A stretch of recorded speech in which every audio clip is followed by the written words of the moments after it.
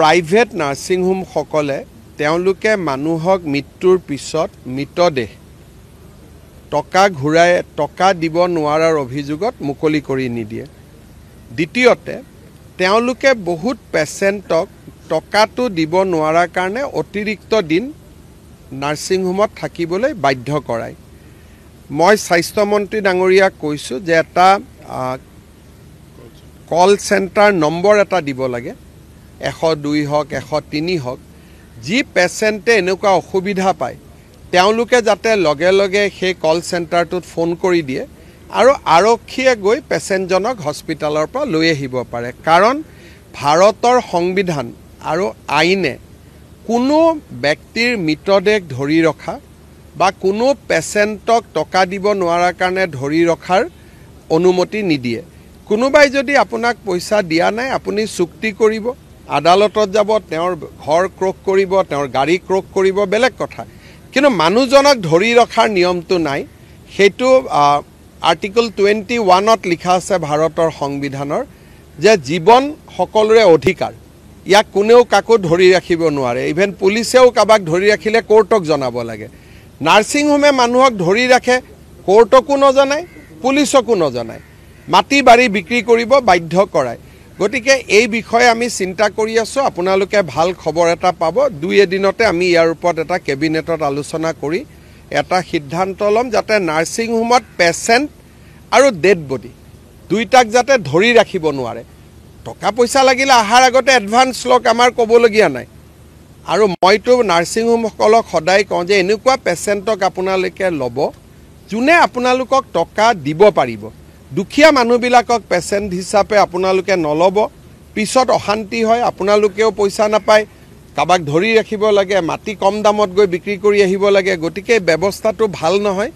এই ক্ষেত্ৰত আমি কঠোৰ সিদ্ধান্ত আমি ল'ব গৈ আছোঁ।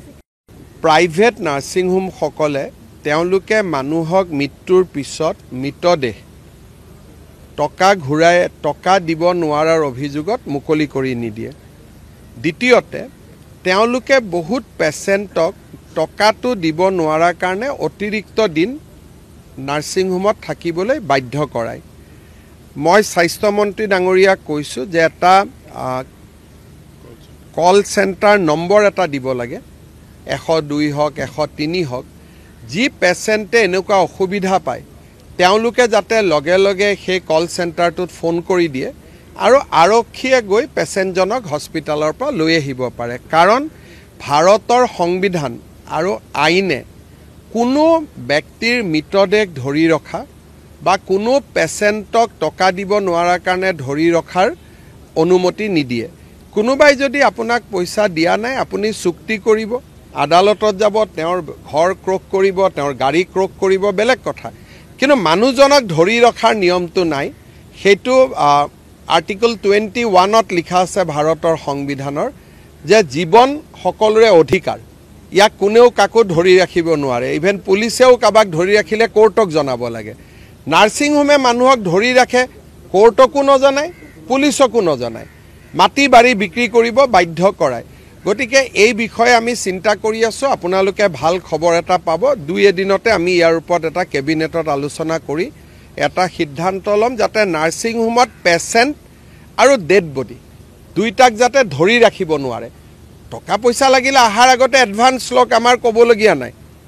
আৰু মইতো নাৰ্ছিং হোমসকলক সদায় কওঁ যে এনেকুৱা পেচেণ্টক আপোনালোকে ল'ব যোনে আপোনালোকক টকা দিব পাৰিব। দুখীয়া মানুহবিলাকক পেচেণ্ট হিচাপে আপোনালোকে নল'ব, পিছত অশান্তি হয়, আপোনালোকেও পইচা নাপায়, কাৰোবাক ধৰি ৰাখিব লাগে, মাটি কম দামত গৈ বিক্ৰী কৰি আহিব লাগে। গতিকে ব্যৱস্থাটো ভাল নহয়। এই ক্ষেত্ৰত আমি কঠোৰ সিদ্ধান্ত আমি ল'ব গৈ আছোঁ।